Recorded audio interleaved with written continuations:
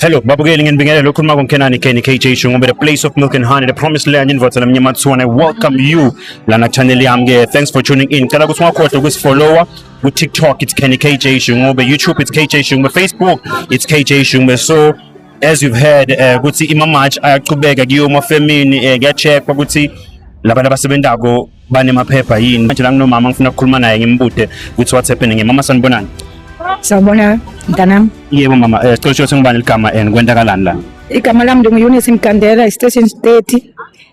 Kwenzekalani apha abantwana bethu abasebenza abazukulu nabo bangayiyunivesithi nabo bangayapi nabo bangafunda bagogode abasebenza abantwana bethu bayethe bangena kwinyawuphe bathi bangena etshwaleni ngenxa yesimo ubuya ihola impensheni lo mali yempensheni lo 2000 funeka wenze yonke into insurance zezakho yonke into ukutya kwakho abantwana bagcwele endlini abantwana bathe bathandana namazimbabwe ayababulala abantwana bethu asithi abagxeka abantwana bethu umntana lale engatyanga abadayisa umzimba ngenxa yesimo i-Home Affairs yiyo leyenzayo lento iPitoli yiyo leyenza lento abantu baseparlamente bakhona xa uthi uyasebenza una 60 kuthi waphuma abantu baseparlamente bana 60 bana 90 bahlele eparlamente sikhathazekile singogogo sikhathazekile singomama sifuna ukulwa abantu baseZimbabwe bagcwele amafemini bagcwele ema-ofisi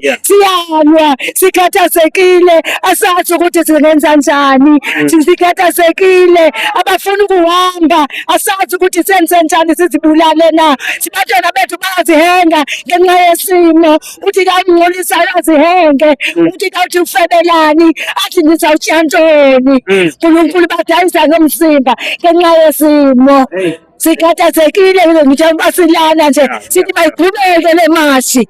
Siyabonga kakhulu. So but do you think mehluko uzoba khona lemuntu ubeka manje? Masiqhubeka nemashi sibakhipha kuzoqhubeka mamameli ukuthi baphume kungena abantu kungena ama-CV masingena emafemeni bathi bayabathatha namasotsha luweke engafikanga nje akenzeka ukuthi athizelwe.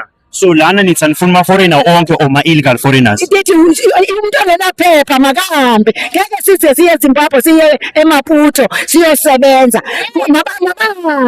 mabahambe sithi mabahambe le ndaba yokuthi ima-CV bazawuyifaka emgqomeni mabasho ukuthi babaqasha nini abasixelele ngedate ukuthi babeze nini laba babathathile basihambe yonke lamafemu yonke indawo koKristu yonke le ndawo sifuna abantwana bethu basebenze i-2000 xa uhola ingenzani endlini. Siyabonga mama.